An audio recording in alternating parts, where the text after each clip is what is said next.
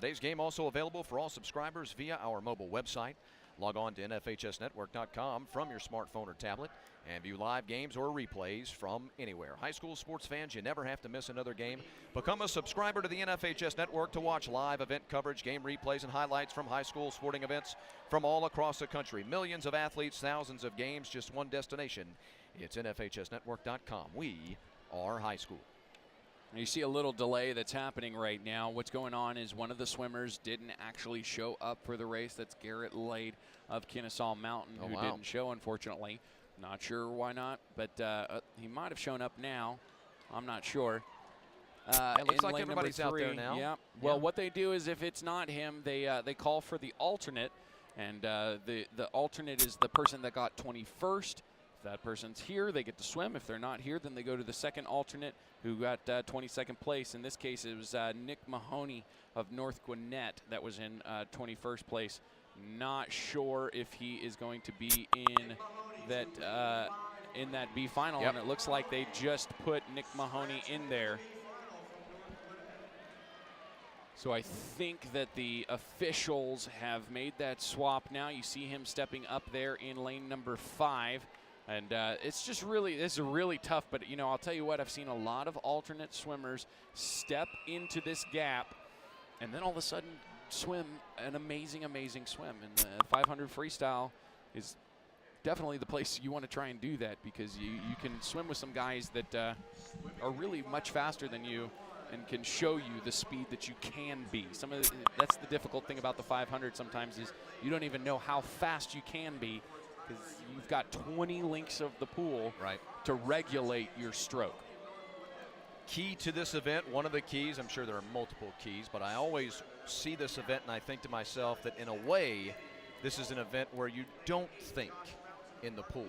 And all I mean by that is you try to keep your mind clear enough to where once that fatigue starts to settle in, if you're not too focused on it, you're not thinking too clearly in a weird way. You know what I mean? I don't mean you don't want to. You know what I'm getting at. You think in kind of vague ways. Well, you try and keep your mind on your opponents in the 500 freestyle, to be honest with you. And the reason for that is if you start focusing on yourself, the fatigue is going to absolutely attack you, and you're going to think you can't finish the race, or that you need to give up, or you're not going fast enough, when in reality, if you know what your race is like, you know what times you should be going, and you know the opponents that you're swimming against well enough, you can set yourself up for a great, great swim. But if you get into your own head, I used to tell my swimmers, look, if you don't consider quitting, you're not going fast enough.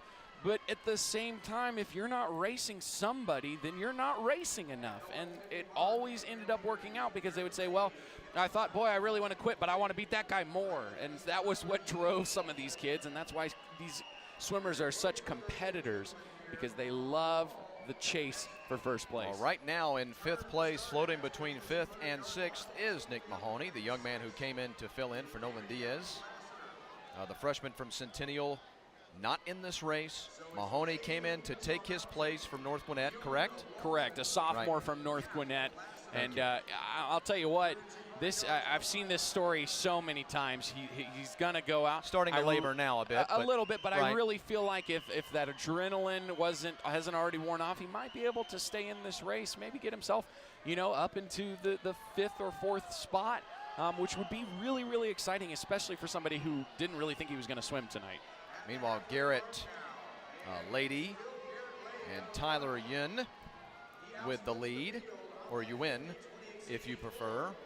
Yeah, that's the halfway mark. This is when strategy starts coming into it for the 500 swimmer. You're going to really see it in the A final. This is when somebody starts going out. We always called them the rabbit.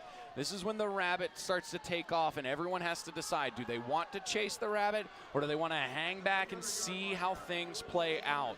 This is when you test what you're made of. This is why swimmers swim hundreds of laps a day, every single day of the year with absolutely no break, because at this point your body is saying, hey, we really should not do this, and you're trying to convince it to do it. You can do it. Yeah, we can keep going. Yeah, and you see right there, lane number 3, Garrett Lade. I think he's swimming a very smart race, and I can't imagine somebody chasing him down with only 6 lengths of the pool to go. Oh, very important for Walton with Tyler Yuen, or Yun if you prefer.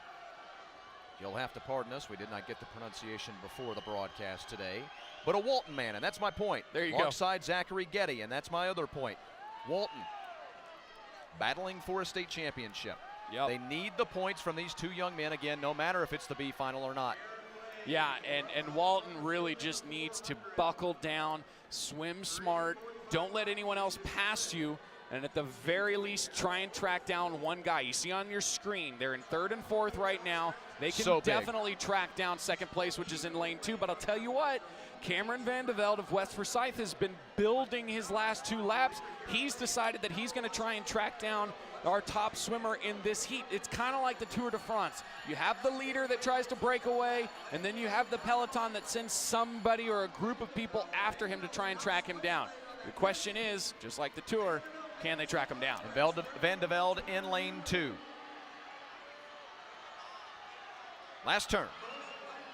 And I want to point out really quickly, Nick Mahoney is still up with this group of guys, swimming like this is where he belonged the whole time. That's a great performance from him, and a huge, huge swim. Look at the Walton guys. They couldn't get into that 2nd place spot, but what they did instead was they held on to 3rd and 4th, which is huge. Excuse me, 4th and 6th. Right. Which is huge for Walton. Parkview, excuse me, is in 3rd place with Josh Fountain. And boy, a huge, huge swim for Walton.